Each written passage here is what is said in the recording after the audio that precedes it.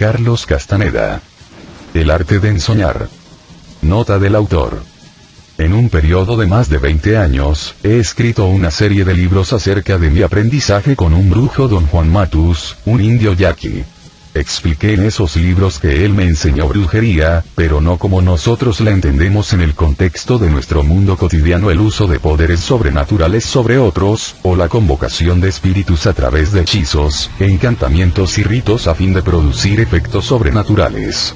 Para don Juan, la brujería era el acto de corporizar ciertas premisas especializadas, tanto teóricas como prácticas, acerca de la naturaleza de la percepción y el papel que ésta juega en moldear el universo que nos rodea. Siguiendo la sugerencia de don Juan, me he abstenido de utilizar una categoría propia de la antropología, el chamanismo, para clasificar su conocimiento. Siempre lo he llamado como él lo llamaba, brujería o hechicería. Sin embargo, al examinar este concepto me he dado cuenta de que llamarlo brujería oscurece aún más el ya en sí oscuro fenómeno que me presentó en sus enseñanzas. En trabajos antropológicos, el chamanismo es descrito como un sistema de creencias de algunos grupos nativos del norte de Asia, un sistema prevaleciente también entre ciertas tribus de indios de Norteamérica, el cual sostiene que un mundo ancestral e invisible de fuerzas espirituales, benignas y malignas, predomina alrededor nuestro. Fuerzas espirituales que pueden ser convocadas o controladas por practicantes, quienes son los intermediarios entre el reino natural y el sobrenatural. Don Juan era ciertamente un intermediario entre el mundo natural de la vida diaria y un mundo invisible, al cual él no llamaba lo sobrenatural, sino la segunda atención. Su tarea de maestro fue hacer accesible a mí esta enseñanza que usó con este propósito, al igual que las prácticas que me hizo ejercitar, la más importante de las cuales fue, sin lugar a duda, el arte de ensoñar. Don Juan sostenía que nuestro mundo, que creemos ser único y absoluto, es solo un mundo dentro de un grupo de mundos consecutivos, los cuales están ordenados como las capas de una cebolla. Él aseveraba que aunque hemos sido condicionados para percibir únicamente nuestro mundo, efectivamente tenemos la capacidad de entrar en otros, que son tan reales, únicos, absolutos y absorbentes como lo es el nuestro. Don Juan me explicó que para poder percibir esos otros reinos, no solo hay que desear percibirlos, sino también poseer la suficiente energía para entrar en ellos. Su existencia es constante e independiente de nuestra conciencia, pero su inaccesibilidad es totalmente una consecuencia de nuestro condicionamiento energético. En otras palabras, simple y llanamente a raíz de este condicionamiento, estamos compelidos a asumir que el mundo de la vida cotidiana es el único mundo posible. Seguros de que solo nuestro condicionamiento energético es nuestro impedimento para entrar en esos otros reinos, los brujos de la antigüedad desarrollaron una serie de prácticas designadas a reacondicionar nuestras capacidades energéticas de percepción. Llamaron a esta serie de prácticas, el arte de ensoñar. Con la perspectiva que el tiempo me da, ahora me doy cuenta de que la descripción más apropiada que don Juan le dio al ensueño fue llamarlo la entrada al infinito. Cuando lo dijo, comenté que su metáfora no tenía ningún significado para mí. Descartemos las metáforas, concedió. Digamos que ensoñar es la manera práctica en que los brujos ponen en uso los sueños comunes y corrientes. ¿Pero cómo pueden los sueños ser puestos en uso?, pregunté. Siempre caemos en la trampa del lenguaje, dijo. En mi propio caso, mi maestro trató de describirme el ensueño como la manera en que los brujos le dicen hasta mañana al mundo. Por supuesto que él ajustaba su descripción a mi mentalidad. Yo estoy haciendo lo mismo contigo. En otra ocasión, don Juan me dijo, el ensueño únicamente puede ser experimentado. Ensoñar no es tener sueños, ni tampoco es soñar despierto, ni desear, ni imaginarse nada. A través del ensueño podemos percibir otros mundos, los cuales podemos ciertamente describir, pero no podemos describir lo que nos hace percibirlos. Sin embargo, podemos sentir cómo el ensueño abre esos otros reinos. Ensoñar parece ser una sensación, un proceso en nuestros cuerpos, una conciencia de ser en nuestras mentes. En el transcurso de sus enseñanzas, don Juan me explicó detalladamente los principios, las razones y las prácticas del arte de ensoñar. Su instrucción fue dividida en dos partes.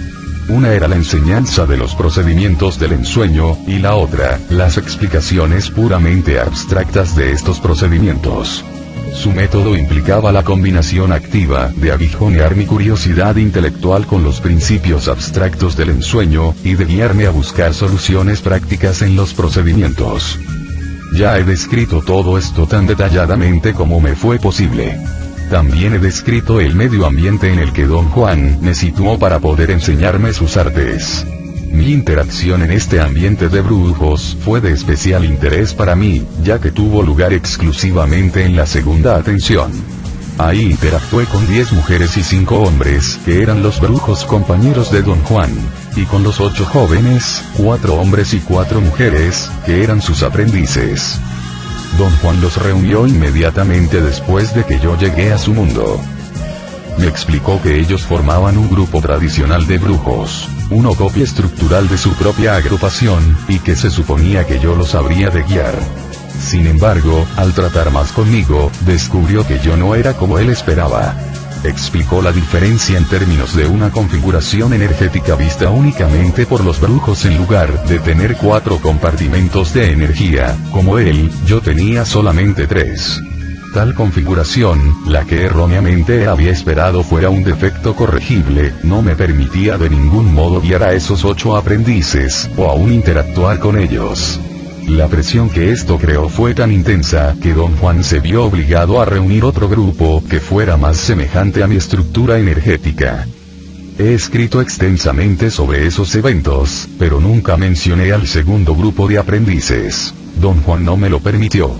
Arguía que aquellas personas pertenecían exclusivamente a mi campo de acción, y que el acuerdo que tenía con él era escribir sobre las acciones y la gente de su campo, no del mío. El segundo grupo de aprendices era extremadamente compacto. Consistía únicamente en 3 miembros: una ensoñadora, Florinda Donner, una acechadora, Taisa Velar, y la mujer nahual, Carol Tiggs. Estas 3 personas interactuaban entre ellas y conmigo exclusivamente en la segunda atención. En el mundo de la vida cotidiana, no teníamos ni la menor idea los unos de los otros. Por otro lado, en términos de nuestra relación con Don Juan, no había variedad. Él interactuó con nosotros en los 2 estados de conciencia, y su esfuerzo para entrenarnos fue igual en intensidad y minuciosidad. Hacia el final, cuando Don Juan estaba a punto de dejar el mundo, la presión psicológica de su partida empezó a menoscabar, en nosotros 4, los rígidos parámetros de la segunda atención. El resultado fue que nuestra interacción irrumpió en el mundo de los asuntos cotidianos y todos nos conocimos, aparentemente, por primera vez. Ninguno de nosotros estaba consciente de nuestra profunda y ardua interacción en la segunda atención.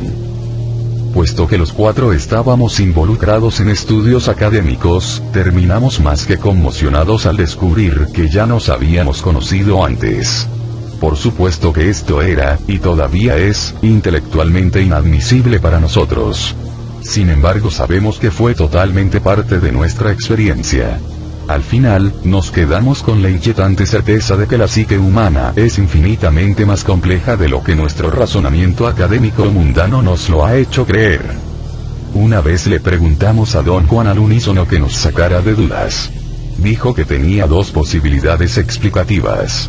Una era aplacar a nuestra malherida racionalidad diciendo que la segunda atención es un estado de conciencia tan ilusorio como elefantes volando en el cielo, y que todo lo que creíamos haber experimentado en ese estado era simplemente un producto de sugestiones hipnóticas. La otra posibilidad era no explicar, pero sí describir la segunda atención de la manera como se les presenta a los brujos ensoñadores, como una incomprensible configuración energética de la conciencia. Mientras llevaba a cabo mis tareas de ensueño, la barrera de la segunda atención no sufrió cambio alguno en ningún momento. Cada vez que entraba en el ensueño, entraba también en la segunda atención, y despertarme del ensueño no significaba, de ninguna manera, que había salido de la segunda atención. Por años enteros, podía recordar únicamente fragmentos de mis experiencias de ensueño. La masa total de aquellas experiencias permaneció fuera de mi alcance. Reunir suficiente energía para poner todo eso en un orden lineal, en mi mente, me costó 15 años de trabajo ininterrumpido, de 1973 a 1988. Recordé entonces una sucesión de eventos de ensueño, y fui capaz, al fin, de llenar los que parecían ser lapsos de mi memoria.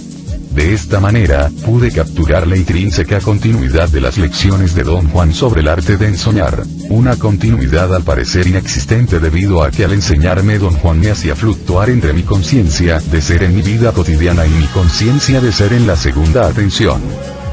Este trabajo es el resultado de haber puesto todo eso en un orden lineal.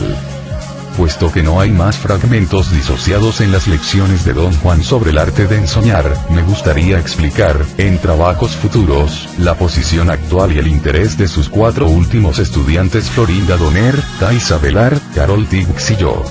Pero antes de que pueda describir y explicar el resultado de la tutela y la influencia que Don Juan ejerció sobre nosotros, debo revisar, de acuerdo a lo que sé ahora, los fragmentos de las lecciones de Don Juan en el arte de ensoñar, a los cuales no tenía yo acceso antes. Todo esto es lo que tengo en mente como justificación para escribir este libro. La razón definitiva de este trabajo, sin embargo, la dio Carol Tiggs. Ella cree que explicar el mundo que Don Juan nos hizo heredar es la expresión final de nuestra gratitud a él, y de nuestro propósito de continuar buscando lo que él buscaba: la libertad. 1. Los brujos de la antigüedad. Don Juan solía decirme, muy a menudo, que todo lo que hacía y todo lo que me estaba enseñando fue previsto y resuelto por los brujos de la antigüedad. Siempre puso muy en claro que existía una profunda distinción entre esos brujos y los brujos modernos. Categorizó a los brujos de la antigüedad como hombres, que existieron en México quizá miles de años antes de la conquista española, hombres cuya obra fue construir la estructura de la brujería, enfatizando lo práctico y lo concreto. Los presentó como hombres brillantes pero carentes de cordura. Por otro lado, Don Juan describió a los brujos de ahora como hombres renombrados por su sobriedad y su capacidad de rectificar o readaptar el curso de la brujería, si así lo juzgaban necesario. Don Juan me explicó que las premisas pertinentes al ensueño fueron, naturalmente, contempladas y desarrolladas por los brujos de la antigüedad.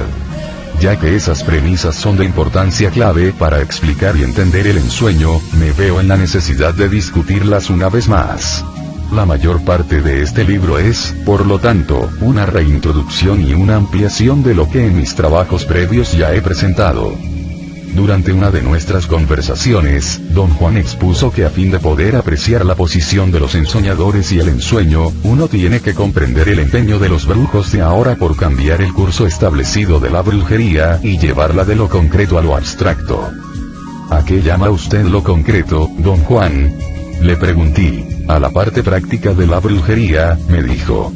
A la insistencia obsesiva en prácticas y técnicas. A la injustificada influencia sobre la gente. Todo lo cual era el quehacer de los brujos del pasado. ¿Y a qué llama usted lo abstracto? A la búsqueda de la libertad.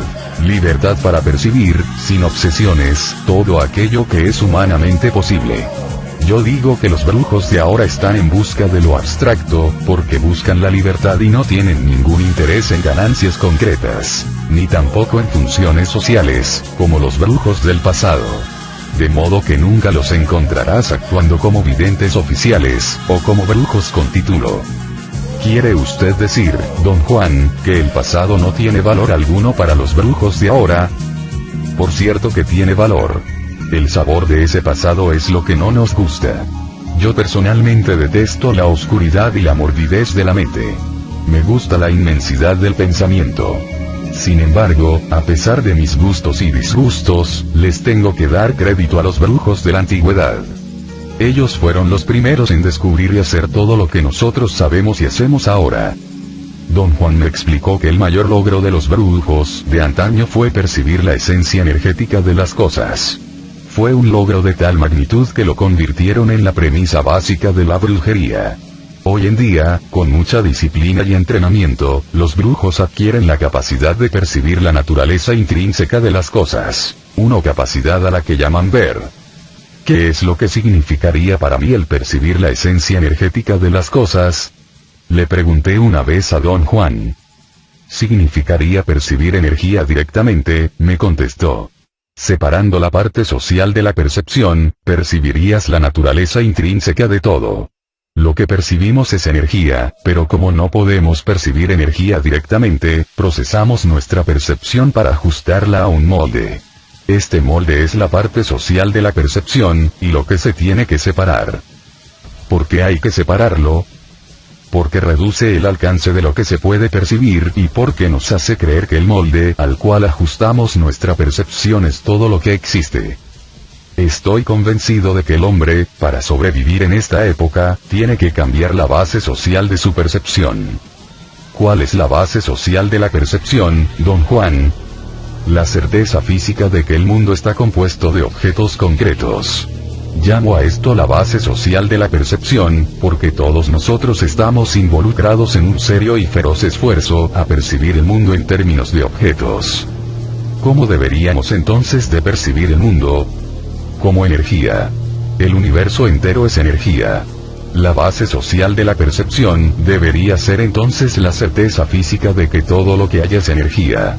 Deberíamos empeñarnos en un poderoso esfuerzo social a fin de guiarnos para percibir energía como energía. Tendríamos de este modo ambas alternativas al alcance de nuestras manos. ¿Es posible entrenar gente de tal manera? Pregunté. Don Juan respondió que sí era posible. Y que esto era precisamente lo que estaba haciendo conmigo y con sus otros aprendices. Estaba enseñándonos una nueva forma de percibir. Primeramente, forzándonos a darnos cuenta de que procesamos nuestra percepción hasta hacerla encajar en un molde y, luego, guiándonos con mano dura a percibir energía directamente. Me aseguró que su método era muy parecido al que se usa normalmente para enseñarnos a percibir el mundo cotidiano, y también me aseguró que él confiaba plenamente que al procesar nuestra percepción, para hacerla encajar en un molde social, ésta pierde su poder cuando nos damos cuenta de que hemos aceptado ese molde como herencia de nuestros antecesores, sin tomarnos la molestia de examinarlo. Percibir un mundo de objetos sólidos, que tuvieran ya sea un valor positivo o negativo, debe de haber sido absolutamente indispensable para la sobrevivencia de nuestros antepasados, dijo don Juan. Después de milenios de percibir de esta manera, sus herederos, nosotros, estamos hoy día forzados a creer que el mundo está compuesto de objetos. No puedo concebir el mundo de ninguna otra manera, don Juan, me quejé. Es, sin lugar a dudas, un mundo de objetos. Para probarlo, todo lo que tenemos que hacer es estrellarnos contra ellos. Por supuesto que es un mundo de objetos. No estamos discutiendo eso. ¿Qué es lo que estamos discutiendo entonces? Lo que estoy discutiendo es que, primero, este es un mundo de energía, y después, un mundo de objetos. Si no empezamos con la premisa de que es un mundo de energía, nunca seremos capaces de percibir energía directamente. Siempre nos detendrá la certeza física de lo que tú acabas de señalar, la solidez de los objetos. Su argumento me dejó perplejo. En aquellos días, mi mente simplemente rehusaba considerar que hubiera otra alternativa de percibir el mundo, excepto aquella con la cual estamos todos nosotros familiarizados. Las afirmaciones de don Juan y los puntos que se esforzaba en plantearme eran proposiciones estrafalarias que yo no podía aceptar, pero que tampoco podía rehusar. Nuestra manera de percibir es la manera en que un predador percibe, me dijo don Juan en una ocasión. Una manera muy eficiente de evaluar y clasificar la comida y el peligro. Pero esa no es la única manera que somos capaces de percibir. Hay otro modo, el que te estoy enseñando, el acto de percibir la energía misma, directamente. Percibir la esencia de todo nos hace comprender, clasificar y describir al mundo, en términos completamente nuevos, en términos mucho más incitantes y sofisticados. Esto era lo que don Juan afirmaba. Y los términos más sofisticados, a los que se refería, eran aquellos que le enseñaron sus predecesores. Términos que corresponden exclusivamente a premisas básicas de la brujería. Premisas que no tienen fundamento racional, ni relación alguna con las verdades de nuestro mundo de todos los días, pero que sí son realidades evidentes para aquellos brujos que perciben energía directamente y ven la esencia de todo. Para tales brujos, el acto más significativo de la brujería es el ver la esencia del universo. De acuerdo a don Juan, los brujos de la antigüedad, los primeros en verla, la describieron de la mejor manera posible. Dijeron que se asemeja a hilos incandescentes que se extienden en el infinito, en todas las direcciones concebibles. Filamentos luminosos que están conscientes de sí mismos, en formas imposibles de comprender. De ver la esencia del universo, los brujos de la antigüedad pasaron a ver la esencia de los seres humanos. La describieron como una configuración blanquecina y brillante, parecida a un huevo gigantesco. Y por ello llamaron a esa configuración el huevo luminoso. Cuando los brujos ven seres humanos, dijo Don Juan, ellos ven una gigantesca forma luminosa que flota, y que al moverse va haciendo un profundo surco en la energía de la Tierra, como si tuviera una profunda raíz que va arrastrándola. La idea de Don Juan era que nuestra forma energética continúa cambiando a medida que pasa el tiempo. Dijo que todos los videntes que él conocía, incluso él mismo, veían que los seres humanos son más como bolas, o aun como lápidas sepulcrales, que huevos. Pero que de vez en cuando, debido a razones desconocidas, los brujos ven una persona cuya energía tiene la forma de un huevo luminoso. Lo que Don Juan sugirió fue que quizá las personas, que hoy en día tienen la forma de un huevo luminoso, son más semejantes a la gente de tiempos antiguos. En el curso de sus enseñanzas, Don Juan discutió y explicó repetidamente lo que él consideraba el hallazgo decisivo de los brujos de la antigüedad. Lo describió como la característica crucial de los seres humanos como globos luminosos, un punto redondo de intensa luminosidad, del tamaño de una pelota de tenis, alojado permanentemente dentro del globo luminoso, al ras de su superficie, aproximadamente 60 centímetros detrás de la cresta del omóplato derecho. Ya que yo tenía mucha dificultad en visualizar esto, Don Juan me explicó que la bola luminosa es mucho más grande que el cuerpo humano, que el punto de intensa brillantez es parte de esta bola de energía, y que está colocado en un lugar a la altura del omóplato derecho, a un brazo de distancia de la espalda de una persona. Dijo que después de ver lo que este punto hace, los brujos antiguos lo llamaron el punto de encaje. ¿Qué es lo que hace el punto de encaje?, le pregunté. Nos hace percibir, contestó. Los brujos de la antigüedad vieron que en los seres humanos ese es el punto donde la percepción tiene lugar. Viendo que todos los seres vivientes tienen tal punto de brillantez, los brujos de la antigüedad llegaron a la conclusión de que la percepción en general ocurre en ese punto. ¿Qué fue lo que los brujos de la antigüedad vieron para llegar a la conclusión de que la percepción ocurre en el punto de encaje?, pregunté. Respondió que, primero, vieron que de los millones de filamentos de energía del universo que pasan a través de la bola luminosa, solo un pequeño número de estos pasa directamente por el punto de encaje, como es de esperarse, ya que es pequeño en comparación con la totalidad de la bola. Después vieron que un resplandor esférico, ligeramente más grande que el punto de encaje, siempre lo rodea, y que este resplandor intensifica enormemente la luminosidad de los filamentos que pasan directamente a través del punto de encaje. Y finalmente, vieron dos cosas. La primera, que el punto de encaje de los seres humanos se puede desalojar del lugar donde usualmente se localiza. Y la segunda, que cuando el punto de encaje está en su posición habitual, a juzgar por el normal comportamiento de los sujetos observados, la percepción y la conciencia de ser, son usuales. Pero cuando el punto de encaje y la esfera de resplandor que lo rodea están en una posición diferente a la habitual, el insólito comportamiento de los sujetos observados es prueba de que su conciencia de ser es diferente y de que están percibiendo de una manera que no les es familiar. La conclusión que los brujos de la antigüedad sacaron de todo esto fue que cuanto mayor es el desplazamiento del punto de encaje, más insólito es el consecuente comportamiento, y la consiguiente percepción del mundo y la conciencia de ser. Date cuenta de que cuando hablo de ver, siempre te digo que lo que veo tiene la apariencia de algo conocido, o es como esto o lo otro. Don Juan me previno. Todo lo que uno ve es algo tan único, que no hay manera de hablar de ello, excepto comparándolo con algo que nos es natural. Dijo que un ejemplo adecuado era la forma en que los brujos tratan el punto de encaje y el resplandor que lo rodea.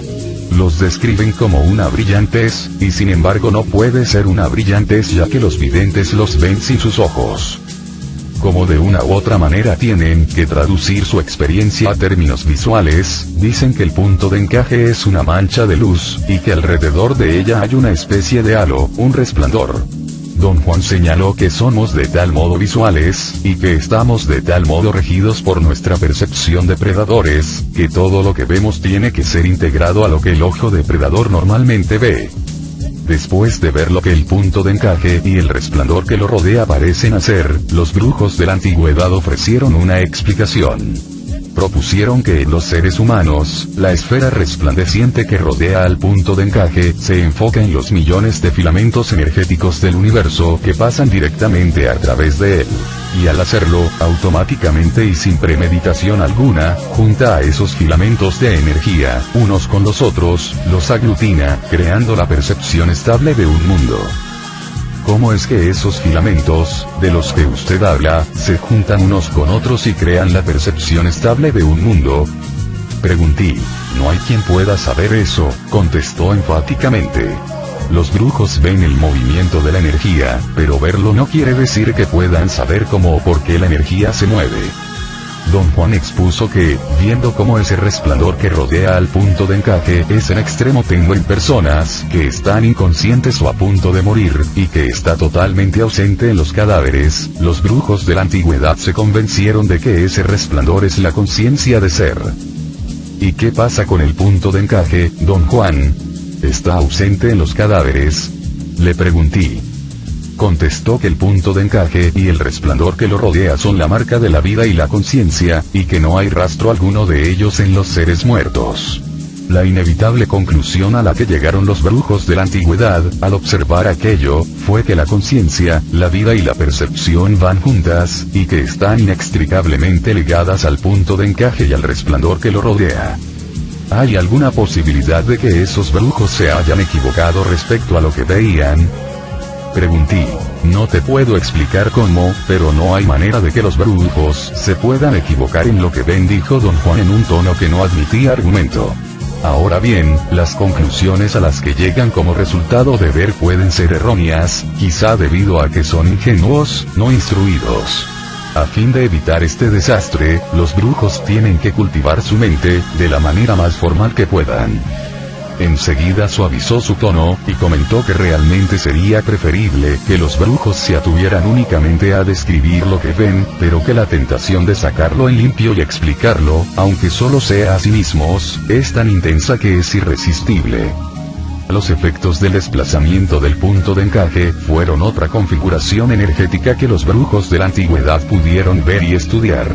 Don Juan decía que cuando el punto de encaje se desplaza a otra posición, un nuevo conglomerado de millones de filamentos energéticos entran en juego en esa nueva posición. Los brujos de la antigüedad, al ver esto, concluyeron que ya que el resplandor de la conciencia está siempre presente en cualquier lugar donde el punto de encaje se encuentre, automáticamente la percepción se realiza en esa ubicación. Por supuesto que el mundo resultante no puede ser nuestro mundo de eventos cotidianos, sino que tiene que ser otro. Don Juan explicó que los brujos de la antigüedad distinguieron dos tipos de desplazamiento del punto de encaje. Uno, era el desplazamiento a cualquier posición en la superficie o en el interior de la bola luminosa, un desplazamiento al cual llamaron cambio del punto de encaje. El otro, era el desplazamiento a posiciones fuera de la bola luminosa, al cual llamaron movimiento del punto de encaje. Descubrieron que la diferencia entre un cambio y un movimiento estaba en la clase de percepción que cada uno de ellos permite. Puesto que los cambios del punto de encaje son desplazamientos dentro de la bola luminosa, los mundos engendrados por ellos, por raros, maravillosos o increíbles que fueran, son mundos aún dentro del reino de lo humano. El reino de lo humano está compuesto, naturalmente, de todos los billones de filamentos energéticos que pasan a través de toda la bola luminosa. Por otro lado, los movimientos del punto de encaje, desde el momento en que son desplazamientos a posiciones fuera de la bola luminosa, ponen en juego a filamentos energéticos que están fuera del reino de lo humano. Percibir tales filamentos engendra mundos que sobrepasan toda comprensión. Mundos inconcebibles que no tienen huella alguna de antecedentes humanos. En esos días, el problema de la verificación desempeñaba un rol muy importante para mí. Discúlpeme don Juan, le dije en una ocasión, pero este asunto del punto de encaje es una idea tan rebuscada, tan inadmisible que no sé cómo tomarla o qué pensar de ella. Hay algo que puedes hacer, replicó, ve el punto de encaje. No es tan difícil verlo. La dificultad está en romper el paredón que mantiene fija en nuestra mente la idea de que no podemos hacerlo. Para romperlo necesitamos energía. Una vez que la tenemos, ver sucede de por sí. El truco está en abandonar el fortín dentro del cual nos resguardamos la falsa seguridad del sentido común. Es obvio, don Juan, que se requiere de mucho conocimiento para poder ver. No es solo cuestión de tener energía. Créeme que es solo cuestión de energía. Tener energía facilita poder convencerse a uno mismo que sí se puede hacer, pero para ello, se necesita confiar en el nahual. Lo maravilloso de la brujería es que cada brujo tiene que verificar todo por experiencia propia. Te hablo acerca de los principios de la brujería, no con la esperanza de que los memorices, sino con la esperanza de que los practiques. Por cierto que don Juan estaba en lo correcto acerca de la necesidad de tener fe, y de confiar en el nahual. En las primeras etapas de los 13 años de mi aprendizaje con don Juan, me dio mucho trabajo afiliarme a su mundo y su persona. Tal afiliación requería confiar implícitamente en él como el nahual, y aceptarlo sin duda ni recriminaciones. El papel que desempeñaba don Juan en el mundo de los brujos, se sintetizaba en el nombre titular que sus congéneres le otorgaban. Lo llamaban el nahual.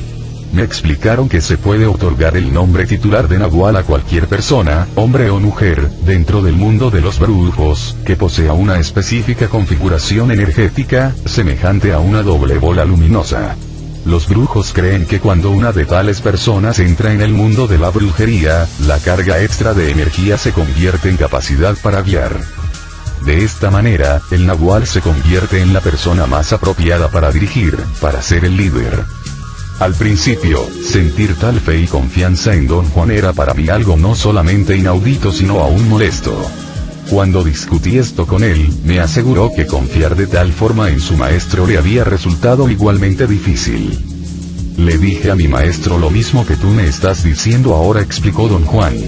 Mi maestro me contestó que sin esa fe y confianza en el nahual no hay posibilidad de alivio y, por consiguiente, no hay posibilidad de limpiar los escombros de nuestras vidas a fin de ser libres. Don Juan reiteró cuán en lo cierto estaba su maestro.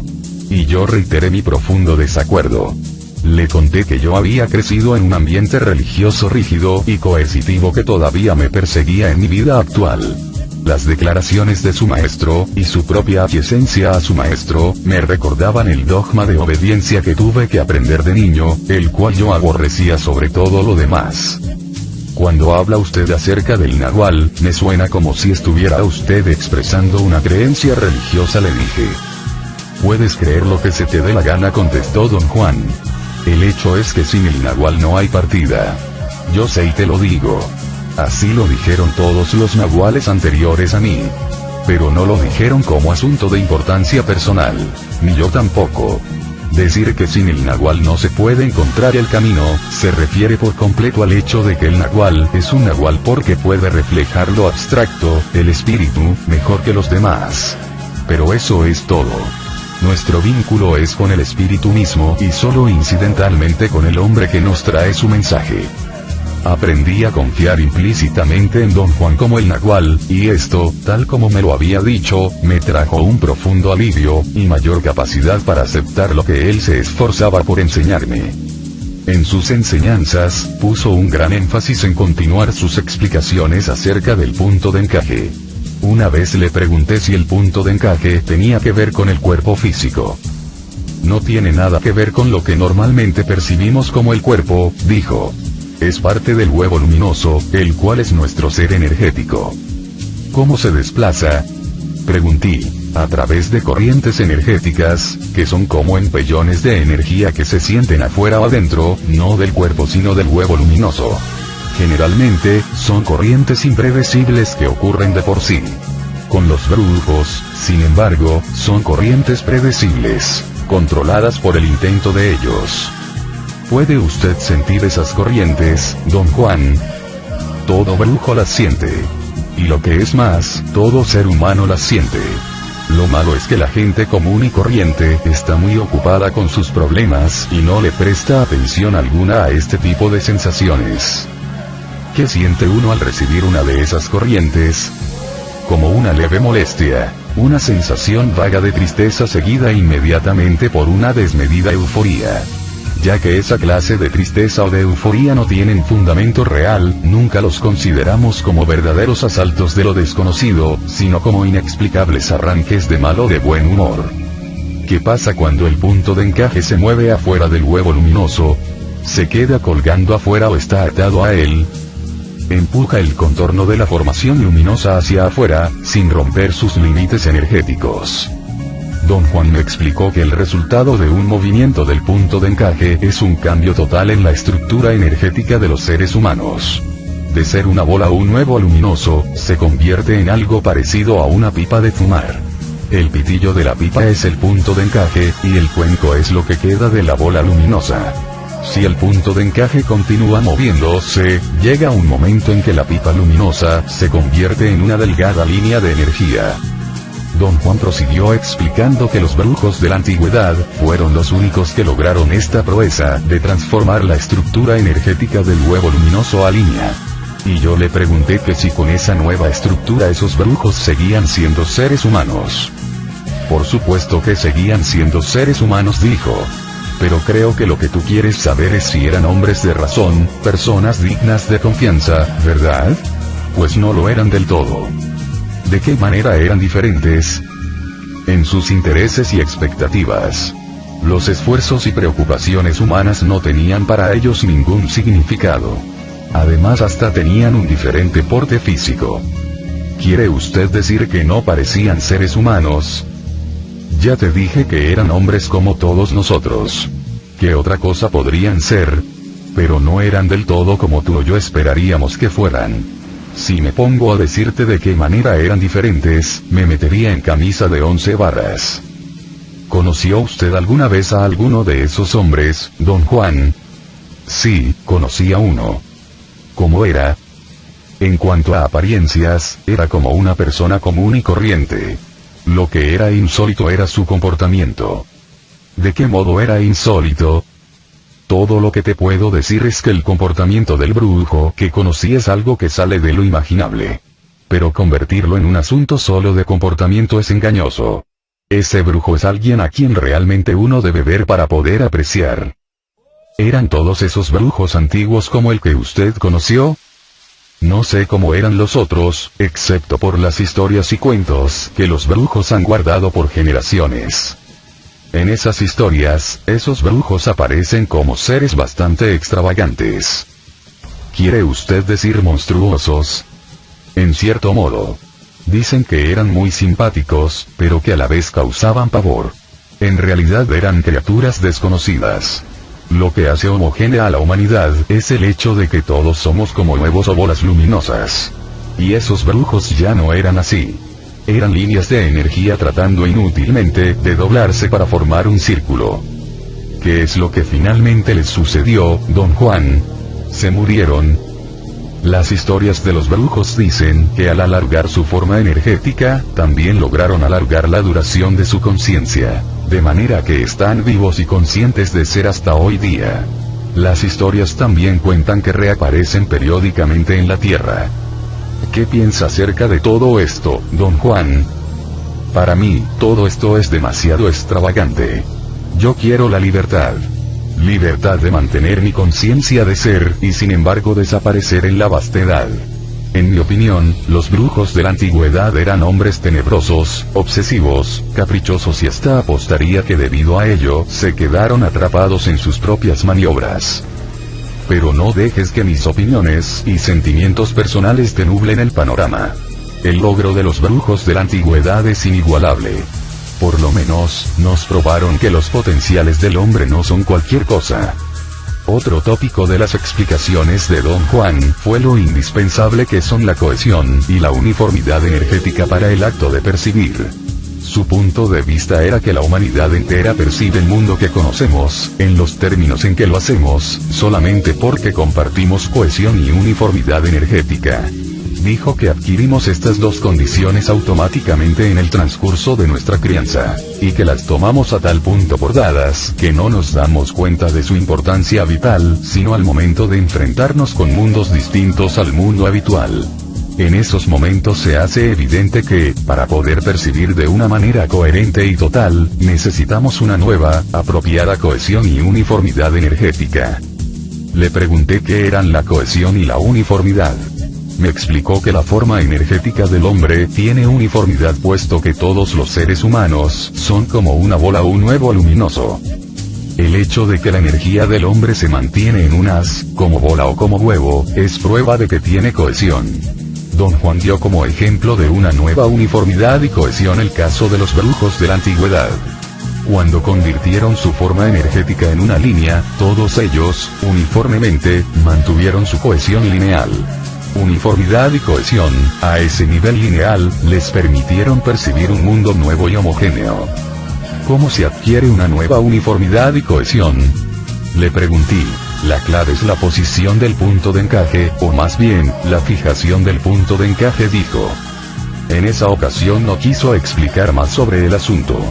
Pero yo insistí en preguntarle si esos brujos habrían podido retroceder de la forma lineal a su antigua forma de huevo luminoso. Me contestó que en un momento dado habrían podido hacerlo, pero no lo hicieron. Luego, la cohesión lineal se fijó en ellos, haciéndoles imposible el regreso. Don Juan creía que lo que realmente los cristalizó y les previno volver a su forma inicial fue una cuestión de avaricia. El alcance perceptivo de esos brujos, como líneas de energía, era infinitamente más grande de lo que un hombre o un brujo común y corriente pueden alcanzar.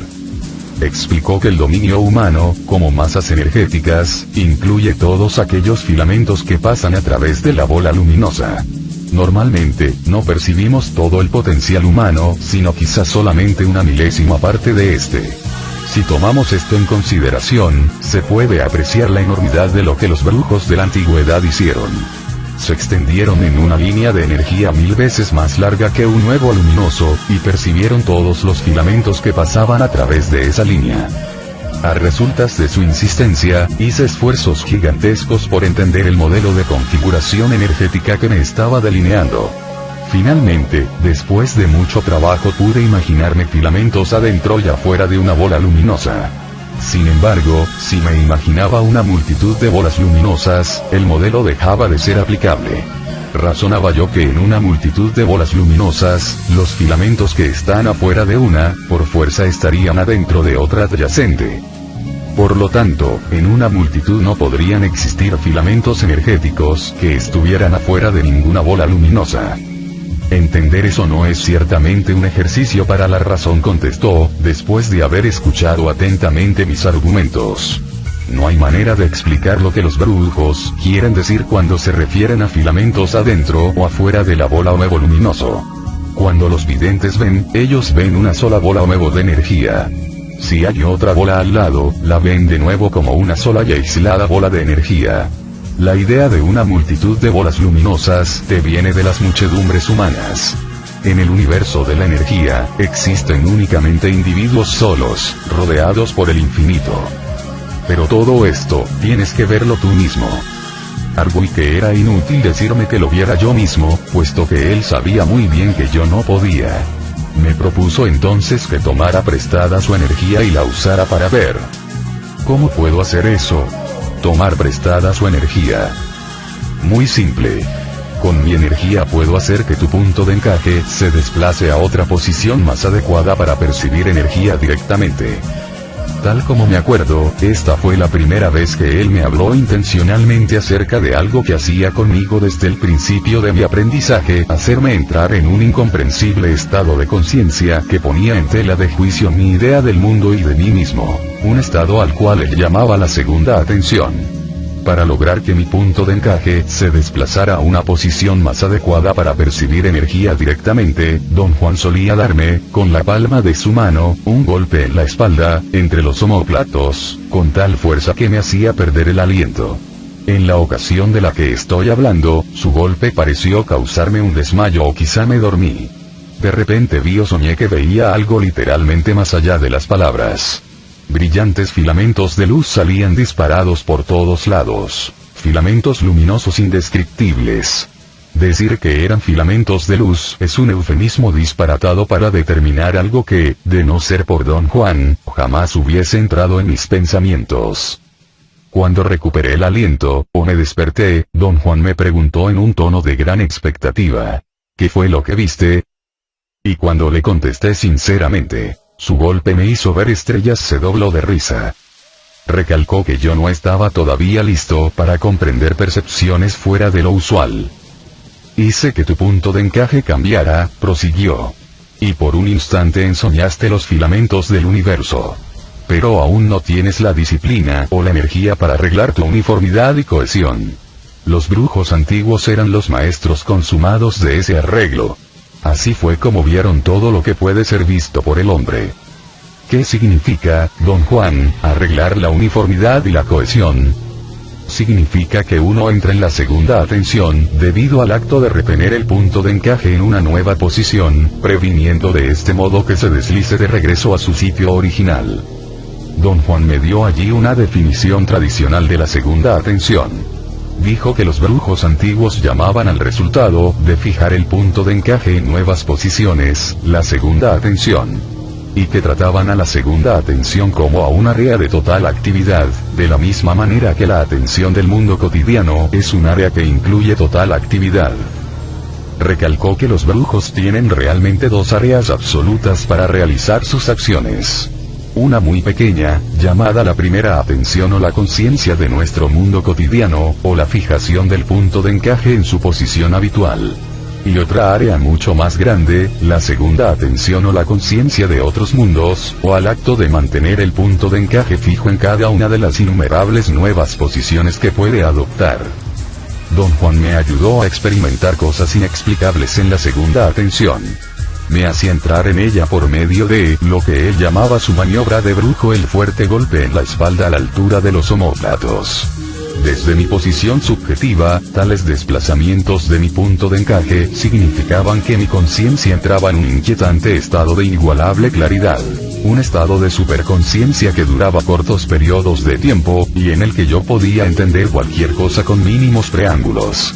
No era un estado del todo placentero. En la mayoría de los casos, era como un sueño tan extraño e intenso que en comparación, la conciencia normal palidecía.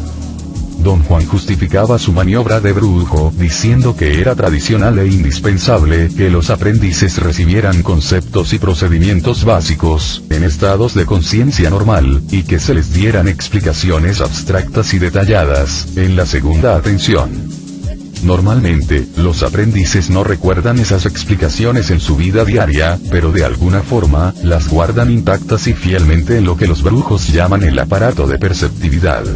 Los brujos han utilizado esta aparente peculiaridad de la percepción, y han convertido el acto de recordar todo lo que se les enseñó en la segunda atención, en una de las tareas tradicionalmente más difíciles y complejas de la brujería.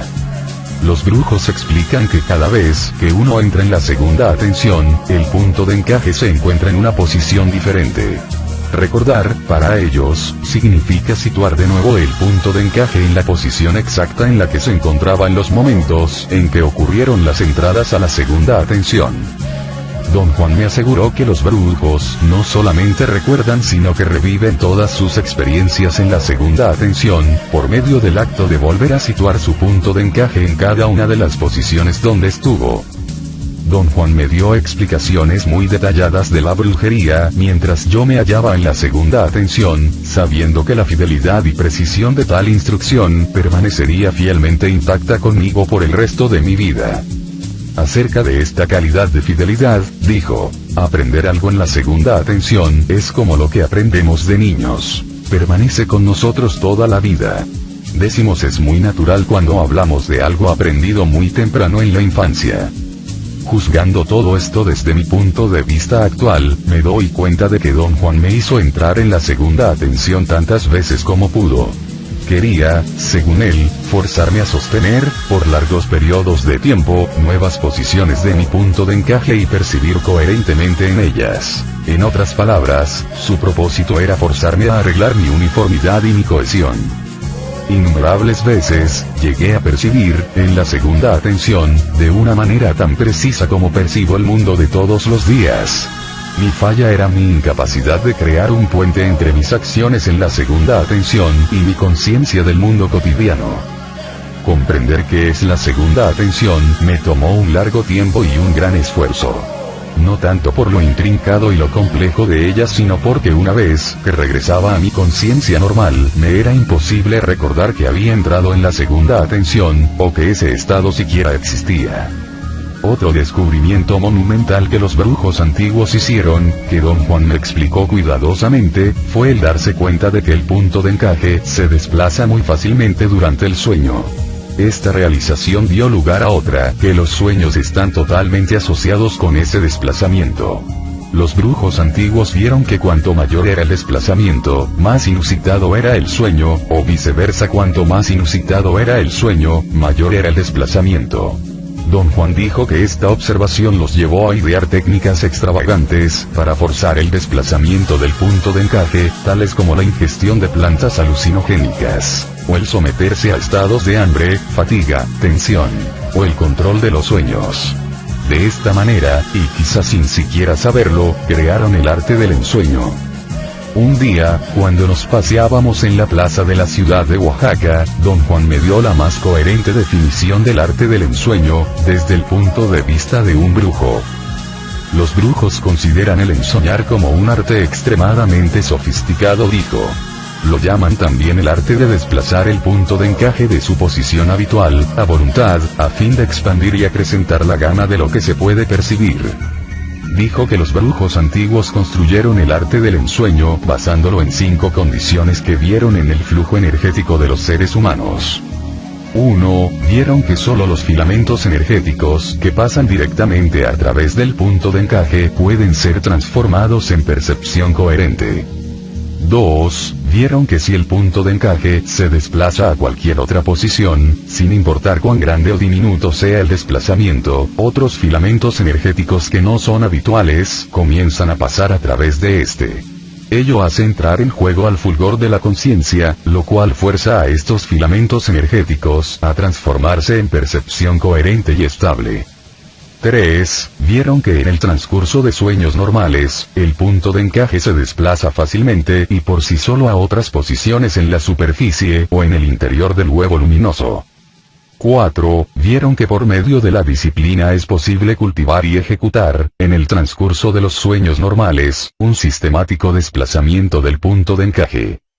Y 5. Vieron que se puede hacer que el punto de encaje se desplace a posiciones fuera del huevo luminoso y entre el reino de los filamentos energéticos del universo fuera de lo humano.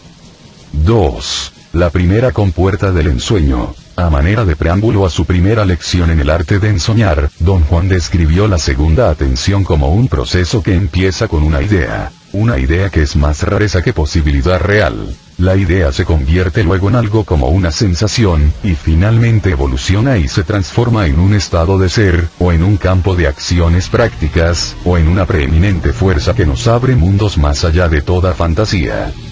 Los brujos tienen 2 opciones para explicar su mundo de dimensiones mágicas.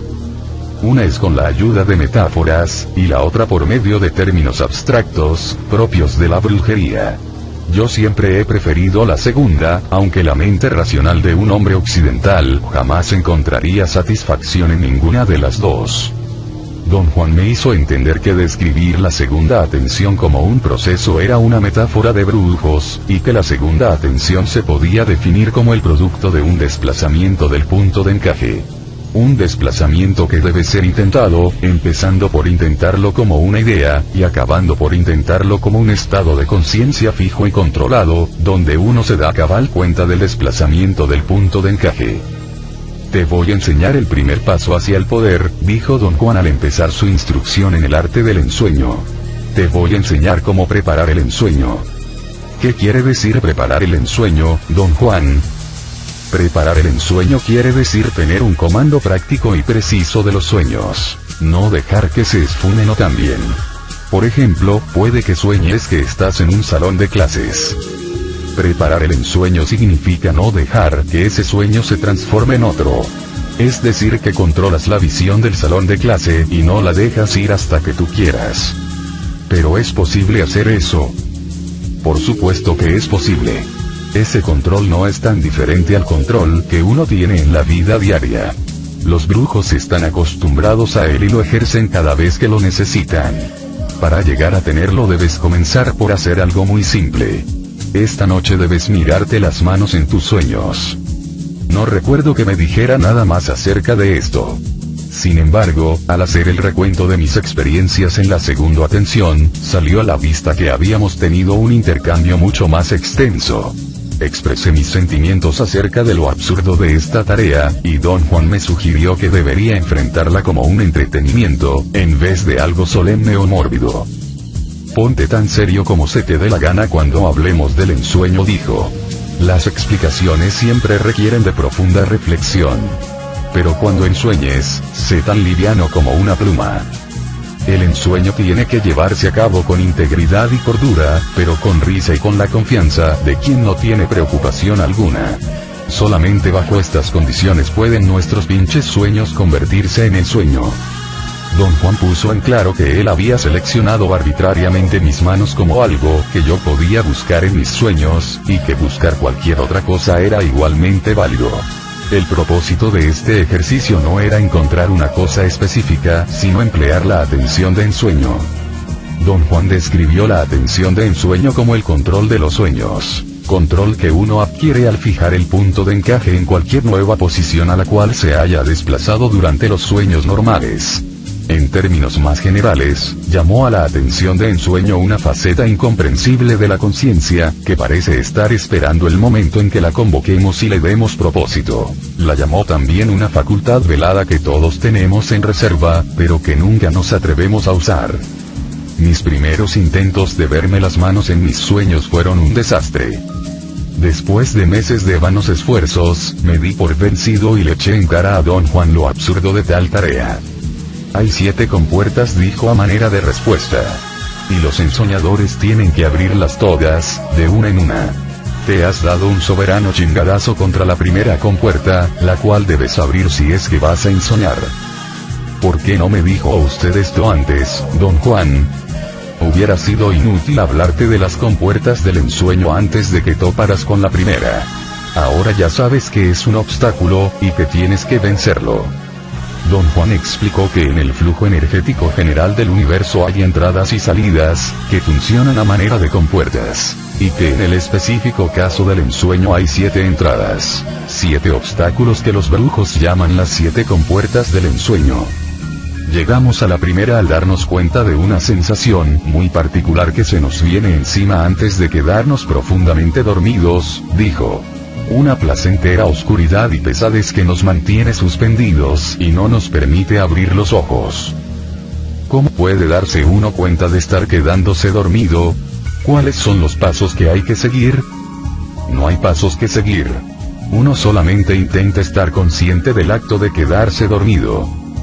Pero ¿cómo puede uno intentar eso? El intento o el acto de intentar es algo muy difícil de explicar.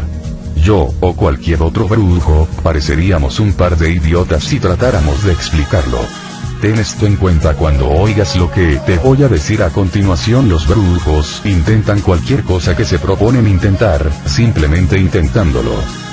Eso no me dice nada, don Juan. Pon mucha atención. Algún día te tocará a ti explicarlo. Lo que te dije parece una idiotez, porque no lo has puesto en el contexto apropiado. Como cualquier otro hombre racional, tú crees que entender es exclusivamente el dominio de nuestra razón, de nuestra mente. Lo que te dije está en el campo del intento y el acto de intentar. Para los brujos comprender eso pertenece al campo de la energía. Ellos creen que si esa explicación fuera oída por el cuerpo energético, éste la entendería en términos enteramente diferentes a los de la mente. El truco está en llegar al cuerpo energético. Para eso uno necesita muchísima energía. ¿En qué términos la entendería, don Juan? En términos de una sensación física muy difícil de describir. Eso es algo que tú debes experimentar personalmente. De otro modo no hay cómo saber lo que te estoy diciendo. Yo hubiera querido una explicación más precisa, pero don Juan me dio un golpe en la espalda, con la palma de su mano, y me hizo entrar en la segunda atención. En ese entonces, lo que hizo era un absoluto misterio para mí. Podría haber jurado que con su golpe me hipnotizó. Creí que me puso instantáneamente a dormir, y que me soñé caminando con él en una ancha avenida bordeada de árboles en una ciudad desconocida. Fue un sueño tan vívido, y yo estaba tan consciente de todo, que traté al instante de orientarme, leyendo letreros y observando a la gente. Decididamente no era una ciudad de habla inglesa o española, pero era no obstante, una ciudad occidental. La gente parecía ser del norte de Europa, quizá lituanos. Me esforcé por leer los anuncios de comercio y los nombres de las calles. Don Juan me dio un ligero codazo. No te molestes con eso, dijo. No estamos en ningún lugar identificable. Te acabo de prestar mi energía, y con ella llegaste a tu cuerpo energético. Tu cuerpo energético acaba de cruzar a otro mundo. Esto no va a durar mucho, así que usa tu tiempo con mucha mesura.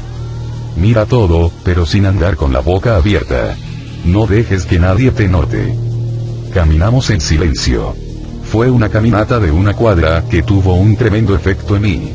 Mientras más caminábamos, mayor era mi ansiedad y mi curiosidad. Tuve la clarísima sensación de que no me encontraba en este mundo. Cuando llegamos a un cruce de calles y nos detuvimos, vi que los árboles a lo largo de la calle habían sido cuidadosamente podados en forma de bolas. Eran árboles no muy grandes con hojas al parecer duras y rizadas. Cada árbol tenía un buen espacio cuadrado para ser regado. No había ni hierbas ni basura en esos espacios, como hay alrededor de los árboles de una ciudad, sino tierra suelta de color negro carbón. En el momento en que enfoqué mis ojos en el cordón de la acera, antes de cruzar la calle, me di cuenta de que no había coches. Traté desesperadamente de observar a la gente que se arremolinaba alrededor nuestro. Quería descubrir algo en ellos que explicara mi ansiedad. Los miré fijamente y ellos también me miraron fijamente. En un instante, un círculo de ojos duros, ojos azules y de color café, se había formado en torno nuestro. Tuve entonces la aterradora certeza de que esto no era en lo absoluto un sueño. Nos encontrábamos en una realidad más allá de lo que mi mente reconocía como algo real. Giré la cabeza para ver a don Juan. En ese instante estaba a punto de descubrir qué era lo diferente en esa gente, pero un extraño viento seco me entró directamente en las fosas nasales. Sentí como un golpe en la cara, mi vista se puso borrosa y olvidé lo que le quería decir a don Juan. En el siguiente instante, estaba yo de vuelta donde había empezado la casa de don Juan. Estaba echado en un petate, acurrucado de lado.